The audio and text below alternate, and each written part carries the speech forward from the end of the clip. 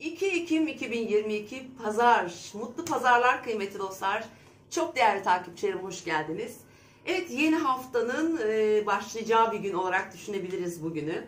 Şimdi bugün Merkür Başak Burcu'ndaki retrosunun son gününü yaşıyor. Es dediğimiz durumda, yani duran, daha da güçlü, retrosundan daha da güçlü bir anda. Çünkü retrolar ilk başlangıç ve son günlerinde daha güçlü etkiler gösterirler. O yüzden bugün İletişime özellikle biraz daha dikkat etmemiz gerekecek. Evet, pazartesi günü artık bitiyor. Rahat bir akış var ama bu pazar çünkü Ay ve Venüs'ün de bir karesi var. Ve biliyorsunuz Venüs Terazi burcunda, Ay Oğlak burcunda. Bu neymiş? İlişkilerimizde bazı çıkmaz yollara girebiliriz. Otorite figürü kişilerden tepkiler alabiliriz. Anlaşmazlıklar çıkar. Bir konuda izin almaya çalışırsanız izin çıkmaz. Efendim, Merkür Retrosu'nun es olduğu bir günde kendini anlatamazsın da. Doğru ifade edemezsin. Yani düşüncelerin, duygularını dile dökmekte zorlanırsın. Doğru cümleler kuramayabilirsiniz. Özellikle de bu gibi görüşmeleri, mesela diyelim bugün birebir değil de telefonla yapıyorsunuz. Mesaj yoluyla mesela diyelim. Daha da kötü. Hani mesaj yazarken duyguları anlatamadığımız için orada daha da ciddi yanlış anlaşılmalar söz konusu olabilir. Başka kimlerle olabilir? Tabii ki sevdiğimiz insanlar, kadın figürler, eş, partner ilişkileri, ortaklı işler ve bu işin içerisinde mutlaka bir para vardır. Bir kazançla ilgili konular dönecektir muhakkak.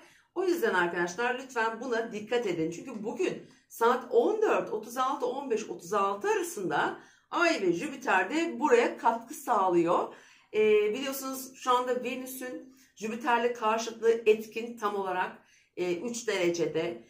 Bu da neydi? Abartıyordu. İşte ilişkilerimizde beklentilerimizi biraz düşük tutmamız gerekiyordu. Burada hayal kırıklığı yaşayabiliriz. Bazı şeyleri gereğinden fazla büyütebiliriz. Mesela aile içindeki yapılarda da bunlar çok fazla olabilir. Kardeşler arasında olma olasılığı yüksek. Gereksiz kırgınlık ve dargınlıklar çıkabilir. Tam bir şeyleri düzeltiyorum, işte yoluna giriyor derken tekrar başa dönebiliriz. Bu da tabii ki aslında kişilerin belki elinde olmayacak. Genel olarak hani gökyüzünün biraz şeyi var, katkısı büyük açıkçası. Fakat hani gerçi şu da var, hani sonuç olarak ne olur derseniz Güneş, Venüs terazide olduğu için bir orta yol, zor da olsa, yani kolay olmasa da sağlanabilir sevgili dostlarım. Evet, bugün gökyüzünün genel yapı taşları da mesela bugün kalktık, yarını planlayacağız bugün. Haftayı planlayacağız. Bu hafta yapacaklarımızı, beklediğimiz haberleri, yapmamız gereken işleri, alışverişler, sosyal platformlar çok önde olabilir bizim için. Bazı ekip ve grup çalışmalarıyla veya arkadaşlarımızla olan durumlar veya onlarla aramızda olan para alışverişleri de bugün gündemde olabilir. Yani alacak, verecek durumları varsa sosyal çevremizde yine buraya katkı sağlıyor bugün. Sağlıkla ilgili bir takım sorunlar söz konusu olabilir. Çok hızlı bir günlük hayat dönebilir bu arada. Yani Merkür'ün es olması, Mars'ın ikizlerde olması, sosyal medya, iletişimle ilgili konular, araç trafiği, ondan sonra ticari konular, eğitimle ilgili gelişmeler, ki özellikle eğitimle ilgili gelişmelerde bunlar çok daha ön plana çıkacak ve trafiğe biraz dikkat çekiyor. Kazalara biraz dikkat çekiyor arkadaşlar. Buraya daha da dikkat edelim. Farkındaysanız Mars İkizler Burcu'na girdiğinden beri uzun zamandır yaşamadığımız kadar sık trafik kazaları oluyor ve duyuyoruz. Bilhassa bugün ve bunlara biraz daha da böyle önem gösterelim lütfen. Hani Merkür'ün es olması dolayısıyla. Evet, onun yanı sıra bugün ailemiz, evimiz, işimiz, hayatımızda önemli konular. Pazartesi günü bir toplantınız vardır. Salı günü bir misafiriniz gelecektir. İşte çarşamba günü bir iş toplantınız vardır. Veya işte perşembe günü bir doktorda randevunuz vardır ki bunlar bu hafta çok sık olacak. Özellikle sağlıkla ilgili konular bugünden planlanmaya başlıyor. Çünkü hani Merkür artık orada düz harekete geçeceği için bugün yine bu alanlar çok aktif olacak kıymetli dostlarım. Bugün güzel bir şeyler yapmak istiyorum. Deniz Hanım bana güzel saatler söyle diyenleri duyuyorum. Sabah 07:51 08:50 arasında arkadaşlar. Bu saatte bu arada ay henüz daha Oğlak Burcu'na geçmemiş olacak. Yay burcunda ve boşlukta olacak. Çok keyifli bir saat. Evet, ay boşlukta ama kendimize zaman ayırabiliriz. Duygusal olarak çok iyi olur. Belirsizlik olsa da bir kahvaltı etmek için, güzel bir sohbet etmek için bence o hani ayın Oğlak Burcu'na girmeden hemen önceki relax, gevşeme saati olarak değerlendirin. 14.44, 15.43. Bu saatlerde bakıyorum gökyüzünde nasıl açılar var. Çok da kötü bir açı yok açıkçası.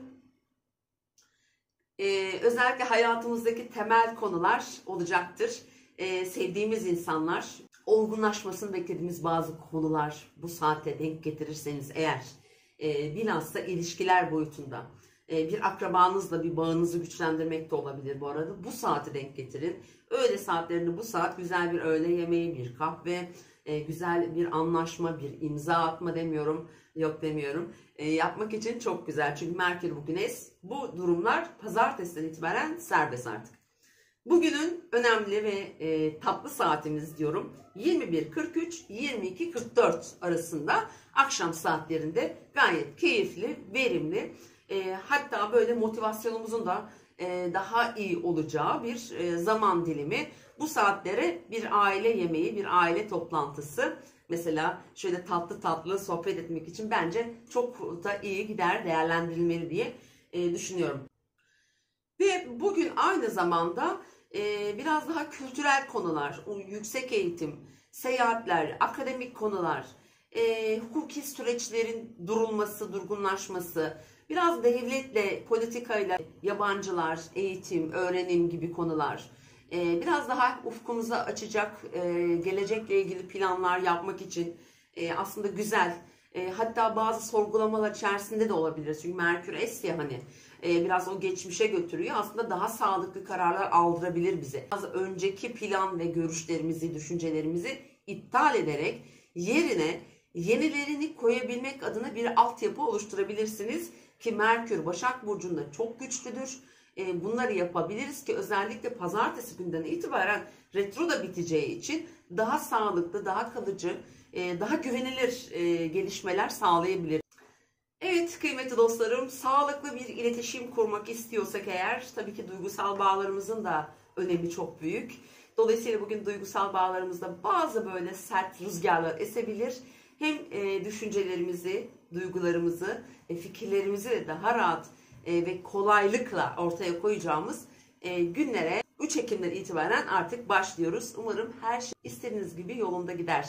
Keyifli pazarlar diliyorum. İzlediğiniz için teşekkür ediyorum ve aramıza yeni katılan arkadaşlar, beni hiç yalnız bırakmayan, sürekli yorum yapan, takip eden tüm sevdiklerim, hepinize iyi günler, mutlu pazarlar diliyorum.